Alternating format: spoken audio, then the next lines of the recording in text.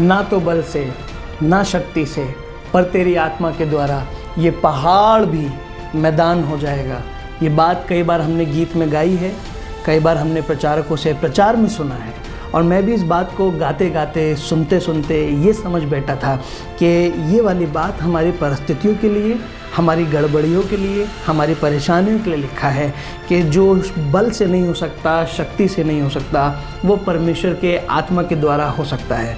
पर मैं परमेश्वर का धन्यवाद करता हूँ, जब इस बात को मैंने पढ़ा तो इस बात ने मेरे सोचने का तरीका बदला और इस बात ने मुझे परमेश्वर के करीब किया। और मैं विश्वास करता हूँ कि ये बात आपको भी परमेश्वर के करीब करेगी। इन 40 दिनों में जब ये उपवास के दिन चल रहे हैं तो हम भी इस बात को जान के परमेश्वर के करीब होंगे और पिता के नज़दीक दिखाई दे सकेंगे, ना ही सिर्फ प्रभु को पर लोगों को भी। आपको मालूम ये क्यों लिखा है?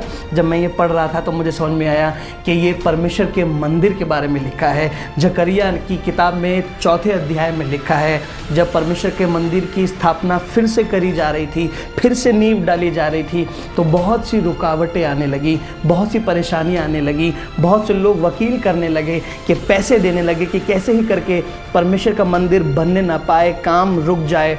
इस बात के लिए, मंदिर के काम के लिए लिखा गया, परमेश्वर का वचन आया कि ये काम ना तो बल से ना शक्ति से पर मेरी आत्मा के द्वारा हो जाएगा। हाँ, परमेश्वर का मंदिर फिर से परमेश्वर के आत्मा के द्वारा बनाया गया। आपको मालूम है ना, हमारा शरीर भी पवित्र आत्मा का मंदिर है, और जब ये मंदिर तैयार होने लगता है, जब ये मंदिर महिमान्वित रूप से परमेश्वर के करीब जाने लगता है, तो ऐसी बहुत सी रुकावटें आती हैं जो हमें वहाँ तक पहुँचने नहीं देती। बहुत सी ऐसी रुकावटें दिखाई देती हैं हमारे दोस्तों के द्वारा, हमारे संगति के द्वारा, संसार की चीज़ों के द्वारा, पैसे के द्वारा। इतनी रुकावटें आने लगती हैं कि ये शरीर पूरी तरह पवित्र आत्मा का मंदिर बन ही नहीं पाता। और ये रुकावटें हमें इसीलिए हमारे पास आती है कि ये परमेश्वर का मंदिर ना बन पाए। आप सोच रहे होंगे कि ऐसी कौन सी बातें हैं। मैं आपको बताना चाह रहा हूँ, ऐसी बहुत सी चीज़ें हैं जो हमें प्रभु की हुजूरी में जाने से रोकती हैं।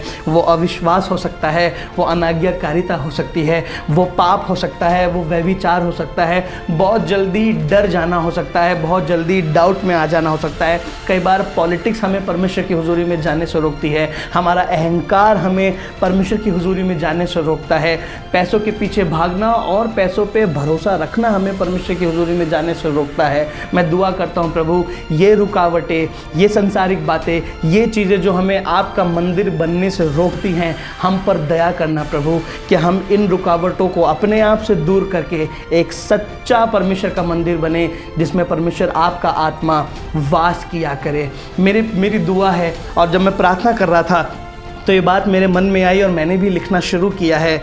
ये 40 दिन हम इस तरीके से उपवास भी रख सकते हैं कि हर दिन अपनी उस रुकावट को, एक एक दिन एक रुकावट को लिखना शुरू करें, उन गलतियों को जो हम अक्सर किया करते हैं, और परमेश्वर की हुजूरी में वो बातें जो हमें जाने से रोकती हैं हम लिखना शुरू करें।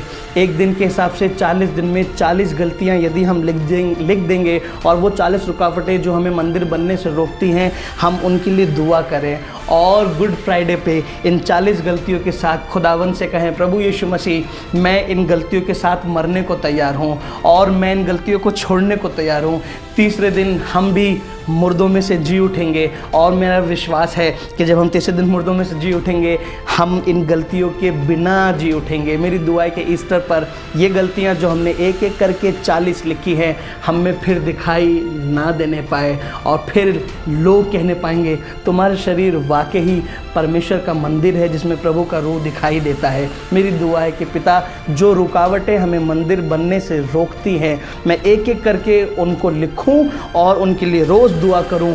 गुड फ्राइडे पे उन गलतियों के साथ ये कहूं, प्रभु मैं मरने को तैयार हूं इन गलतियों के साथ, और वो गलतियां गुड फ्राइडे के दिन हम में ख़त्म हो जाए और ईस्टर पर हम खड़े हों और धन्यवाद करें कि उन 40 गलतियों को अब हम फिर से नहीं दोहराएंगे। आपको मालूम, जब ऐसा होने लगेगा तो जो जगह खाली हो जाएगी, जो हमारे अंदर से वो गलत चीज़ें निकल जाएंगी, तो वो जब खाली होने के बाद परमेश्वर उस जगह को को अपनी स्वर्गीय बातों से भरेगा, प्रकाशनों से भरेगा, आशीष से भरेगा। हो सकता है उसमें कुछ परमेश्वर के वचन हो, आत्मा के फल हो, आत्मा के गिफ्ट्स हो, आत्मा के दान वरदान हो। और मेरा विश्वास है हम जहाँ जहाँ जाएंगे इन उपवास के दिनों के बाद, ईस्टर पे खड़े हो जाने के बाद, एक बिना गलतियों के लोग हमसे कहने पाएंगे, आपके आने से हमें ऐसा लग रहा है परमेश्वर का रूह हमारे साथ है। लोग कहेंगे आप तो चलते फिरते परमेश्वर का मंदिर है जिसमें उसका रूह वास करता है। खुदा आपको बरकत दे। और मेरी दुआ है कि जिन गलतियों को हम अपने आप से छोड़ नहीं पा रहे, जिन गुनाहों को अपने आप से हम दूर नहीं कर पा रहे, यहाँ की वहाँ होती है, चुगली होती है, ऐसी बहुत सी बातें होती हैं जो प्रभु की हुजूरी में जाने से हमें रोकती है और हम खुद छोड़ भी नहीं पा रहे, नशा छोड़ नहीं पा रहे हैं। मैं आपको बता रहा हूँ, जैसे जकरिया की किताब में लिखा है, ये मंदिर ना तो बल से ना शक्ति से, ये गलतियाँ, ये गुनाह ना तो बल से ना शक्ति से, पर परमेश्वर के आत्मा के द्वारा हो जाएगा। खुदा आप लोगों को आशीष दे। Praise the Lord.